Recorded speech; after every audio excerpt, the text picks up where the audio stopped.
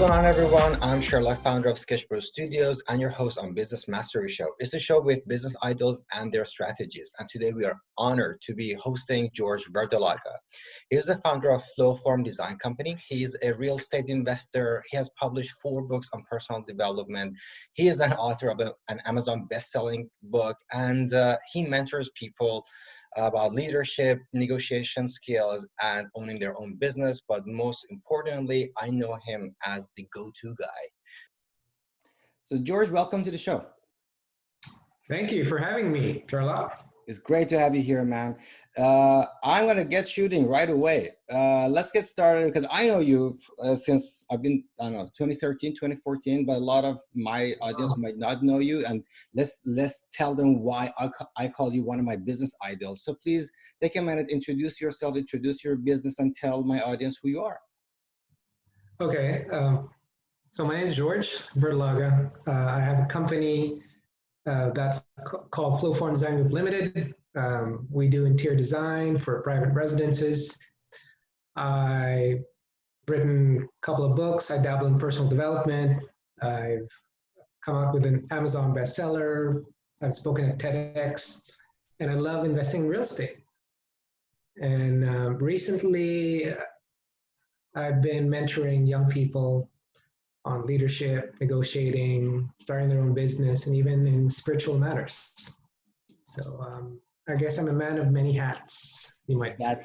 That's a very interesting way to put it, but yeah, I guess you are. And well, you're a very talented person. That's how much I know you. So let's apply the next questions to whichever area that you think would need more attention. Let's start with your business actually, and then we'll get to other matters as well. So let's go to your thinking of that. When did you get started? And a better question would be, why did you get started in that field of work? Okay, so I create beautiful homes for people, and I've been able to help my clients over the course of my career increase their net worth by flipping properties. It's also something like my wife and I do. So somewhere along the way, I became an art dealer because as a designer, I like to fill up a lot of empty walls. So a lot of my business revolves around things that I'm talented at doing. So with design, I was always good at drawing. And a lot of people around me saw this before I even realized this, because I came to design late in the game. I was almost 30, and I had a different business before that. So most of my businesses came to me by accident, but ultimately I was able to build businesses around things that I was good at or things that I had a talent for. And maybe this might offer some hope for people who, like me when I was a senior in high school or even in university, I didn't know what I was going to do with my life. I had zero clue. So my first business, well, there you are, right? Even the writing thing came to me by accident. When I graduated from university, I worked in corporate for 2 years, not really knowing what to do. I was in sales. I was okay at it. It wasn't that great. It's kind of so-so, mediocre. And I thought, maybe I should get into business for myself. And sure enough, I came across this lady who had a tiny little preschool. She said, you know what, I have to move to a different city, join my family there. They're just going to shut it down. I said, well, do you want me to take over from it? Take it over from you? She said, oh yeah, sure, here. She gave me the keys. I gave her a tiny bit of money, literally tiny, because it wasn't really worth much. It was just growing. So I was able to turn this business from 6 figures to 7. And was able to quadruple the staff from 2 people to about 8. I think it was only 24 at that time. So I hit success pretty early. I was careful not to let it get into my head though. I'm like, well, maybe I got lucky. So after about 7 years, on a lark, I came across an ad for interior design. They said, hey, why don't you enroll, see if you like it. So I said, oh, you know what, I've been always good at drawing. I said, why don't we see where this takes me? Because I couldn't find a course. I wanted to get a master's in education because I was running a school business. couldn't find a good program without having to leave my city and take it somewhere else because there weren't any good programs.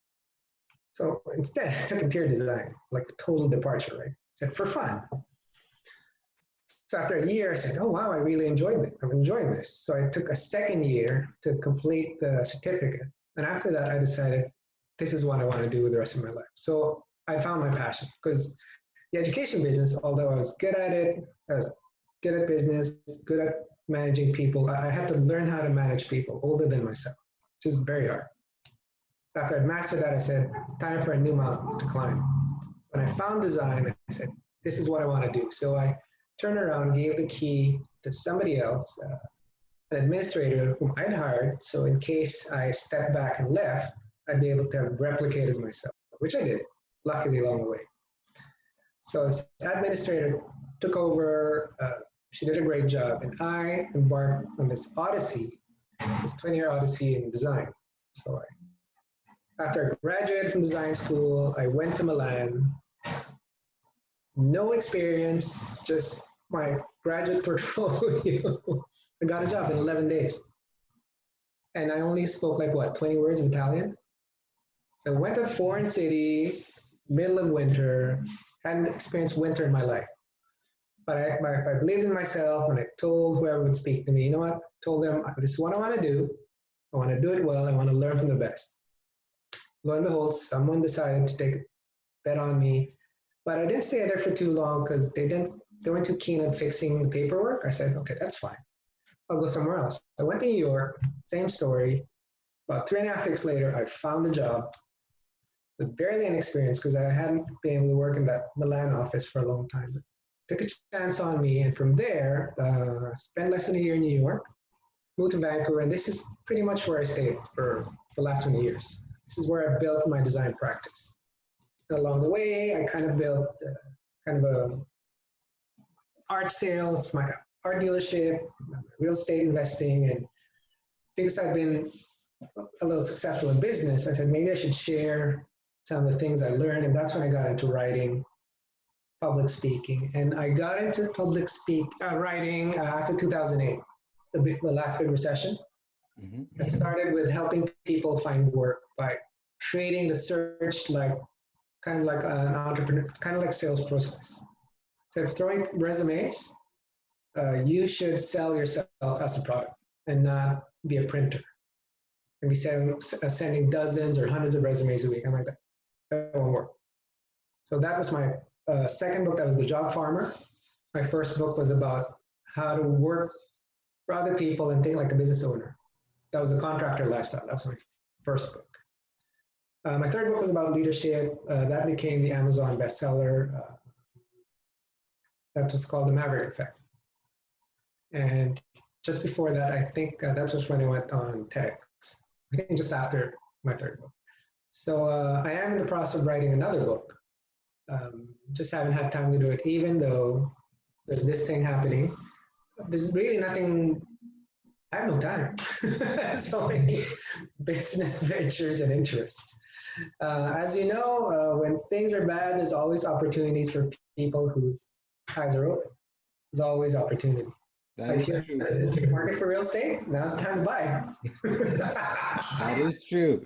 George, you are a man of many hats. Oh, by the way, quick question before we get past this. Have you selected a name for your forthcoming book? I was thinking of calling it Greener on the Other Side. It's about gratefulness and appreciation because I've been so blessed throughout my life. Although I wasn't able to read hardship and difficulty as such, I always thought, oh my God, I wish my life were easier. Now that I look back, I'm like, oh, okay, there was a reason. That was an apprenticeship.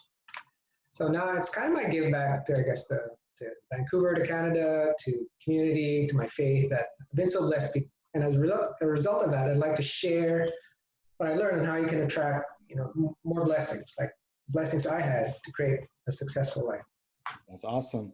So now this was the story and many of the sweet spots, but now I want to take us to one of the sour spots, if I may, and ask you, what was the biggest obstacle? What was the biggest problem that you had to overcome to become the person you are today, to become the businessman that you are today? Well, two things. It's fear and self-doubt. I think more than money, because I think money comes to you if you have a good idea. If you have no good ideas, then sorry, no one's gonna bet on you. But if you do have passion, people will give you jobs. They will give you venture capital, seed capital for your idea. Anything's possible as long as you have passion and a good idea. So I think I was smart enough not to let money worry me. But it's more, the typical hangups that young people have. How do I get over my lack of knowledge? How do I get over my fear of talking to successful people, right, who will help me? Makes sense. So I'm not going to bit on that point anymore. I wanted to, if you remember, when I sent you an email, I said this is going to be an unscripted interview, and I'm going to prove it right now. Because my next question was, what advice do you have for people who want to follow your own path? And I think in my last question, you actually answered it. So I'm going to ask you a different question. And that would be, if I want to start a business in interior design, if I want to start a business in basically following the same path that you're doing, being an investor, flipping places, buying a place, or I don't know, doing a perfect job and then trying to sell it into the market, and I have absolutely zero experience, where should I begin? It's pretty straightforward. So just pretend like if you're in corporate right now, or you work for somebody, the man, so to speak. You just have to do for yourself the same thing that people in the marketing department do, or in sales. They have to create a forecast. So if your boss says, well, what's your marketing or your sales forecast? You have to create the same forecast for your life, except those are called your goals forecast. So in other words, begin with the end in mind. What do you want your life to look like 5, 10 years from now, or 2 years from now? And then based on that goal, you work backwards. So it's pretty straightforward. It's not woo-woo at all. And whether you use the law of attraction or whatever you want to be, it's hard to deny that if you have a goalpost and milestones, it's harder to mess up because you know exactly every 6 to 12 months what milestones you should hit. So if you want to create a 10 million or a 5 million or a $2 million income, there are milestones to hit to create those incomes, as opposed to, I have a poster of a Ferrari or a Porsche. I will look at it and focus on it and then try and attract that. I mean, it's fine to have an image, but then it's also nice to have kind of at least a rough plan on paper. Okay, so if I want to be, a successful marketing guy, SEO, graphic designer, interior design, engineer, whatever, architect, but what are the preliminary steps that I could take to get there? Does that mean I have to go to school?